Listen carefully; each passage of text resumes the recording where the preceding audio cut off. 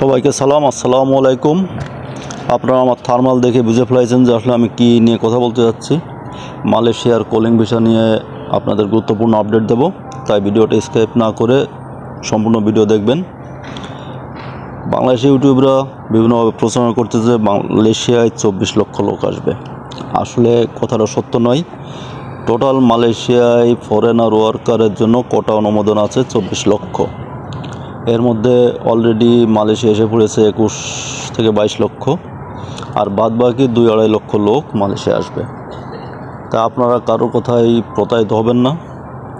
আপনারা যা করবেন, যদি মালয়েশিয়ায় কেউ আসতে চান অবশ্যই জানিয়ে শুনে বুঝে তারপরে আপনাদের পাসপোর্ট জমা দেবেন। তাছাড়া আপনারা যেখানে সেখানে পাসপোর্ট জমা দিলে প্রতারণার সম্ভাবনাই বেশি আছে।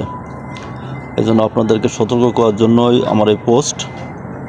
আপনারা অবশ্যই সতর্কতার সহিত পাসপোর্ট জমা দেবেন।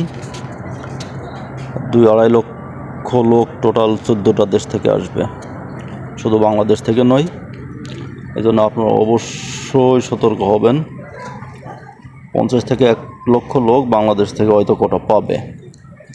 এই জন্যই আপনাদেরকে আবারও সতর্ক করতেছি, যেখানে সেখানে পাসপোর্ট জমা দিয়ে প্রতারিত হবেন না। ইউটিউবের কথায় বা অন্যান্য এজেন্ট দালালের কথাই আপনারা বিশ্বাস করবেন না। আপনারা যাদের RL আছে শুধু তাদের সঙ্গেই যোগাযোগ করবেন, তাদের কাছেই পাসপোর্ট জমা দেবেন, যাতে আপনারা চলে আসতে পারেন। অন্য কোথাও পাসপোর্ট জমা দিলে প্রতারণার শিকার হবেন। আমার এই ভিডিওটা ভালো লাগলে অন্যকে দেখার সুযোগ করে দেবেন, শেয়ার করে দেবেন, তাহলে অন্যরাও দেখে সতর্ক হতে পারবে। আর ভালো লাগলে অবশ্যই চ্যানেলটা সাবস্ক্রাইব করবেন।